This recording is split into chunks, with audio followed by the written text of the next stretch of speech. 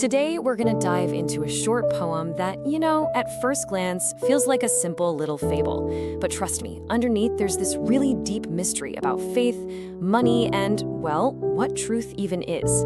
So what happens when a totally sacred tradition smacks right into the modern world? Let's get into it. Right away, the poem just pulls us into this ancient, almost magical world. You can just picture it, right? A sunburnt kingdom, a good king, and this lake of light. I mean, that phrase alone is so beautiful. It sounds like something straight out of a myth. So let's figure out what this lake of light is all about. So the story kicks off in this state of perfect, almost utopian harmony. Everything in this kingdom, the whole rhythm of life, it all revolves around one secret vow, a promise that has held this entire community together for generations. Okay, so what are the key pieces here? You've got the kingdom itself, of course, then there's this incredibly special lake. And this is the important part. You have the villagers. And they're not just living there, they are its guardians. Their whole existence is built around this sacred promise, this daily offering they make to the Buddha. And here it is, the vow itself. It's so simple, but so powerful. Every single morning, without fail, they have to gather 100 lotus flowers for an offering. It's this beautiful act of pure devotion, and it literally sets the schedule for their entire day. And the poem makes it super clear, this isn't some new thing. This has been their reality for ages, this unbroken chain of devotion, the vow held pure. But, as you can probably guess, something is about to change. Even the oldest traditions can be threatened. And here we go. This is where things start to get complicated. A new group arrives, and they bring let's call it, the noise of commerce into this very quiet world of faith. Oh, the language here is just perfect. Noisy motion. Think about how that compares to the quiet devotion we just talked about.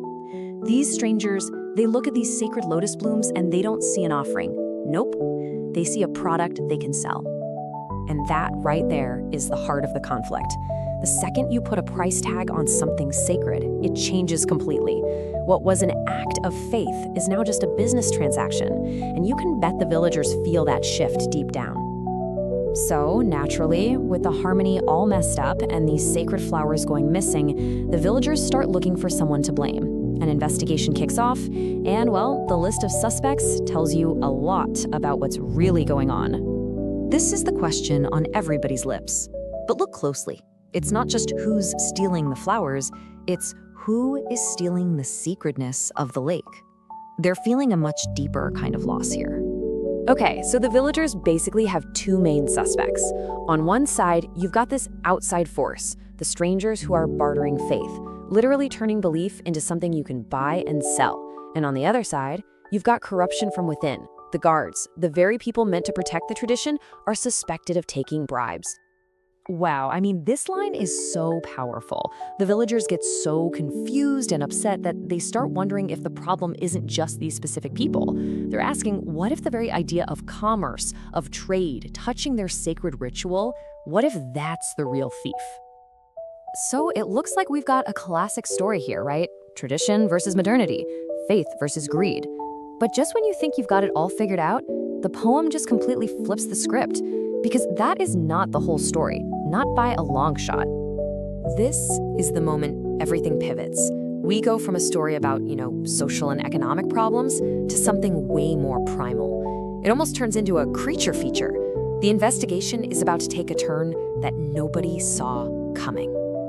While all the villagers were busy pointing fingers at the strangers and the guards, feeling like their faith was falling apart, they were missing something. Something that was hiding. Something that was hungry. And there it is, the big twist. The person or thing physically stealing the flowers isn't a person at all.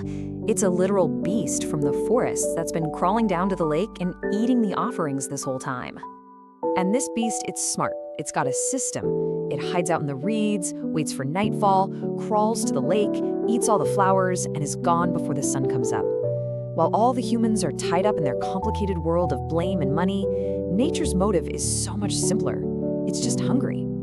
So what in the world does this reveal mean for the story?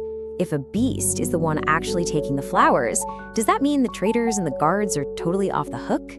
Well, the poem's conclusion is way more interesting than just a simple whodunit. Let's dig into the deeper meaning. This is where we can really break down the poem's genius. Look at these two layers of theft. You've got the obvious suspects, right? The traders and guards. And what are they stealing? Not the actual flowers, but the idea of what's sacred. Then you've got the hidden thief, the beast, and it's stealing the physical offering. The poem is telling us both of these thefts are happening at the same time, and both of them are real. So now this beautiful line has a total double meaning. The hidden thief isn't just the literal beast hiding in the reeds, it's also that more abstract thief of greed and corruption that eats away at their belief. And here's the most amazing part. Even after they know all of this, they know their offerings are just being eaten by an animal, and they know their tradition is being cheapened by money, the villagers don't stop. The ritual keeps going. So why? And here they are, the last magnificent lines of the poem. Faith endures. The act of devotion itself is what matters. And the lake, it becomes a guardian of two separate but equally important things, the truth and the belief. So let's just spell that out because it's so important. The truth is the cold, hard, scientific fact. A beast is eating the flowers.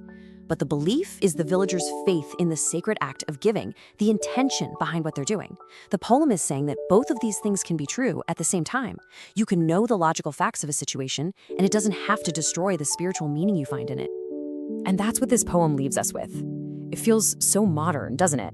I mean, we all live in a world that asks us to balance truth and belief.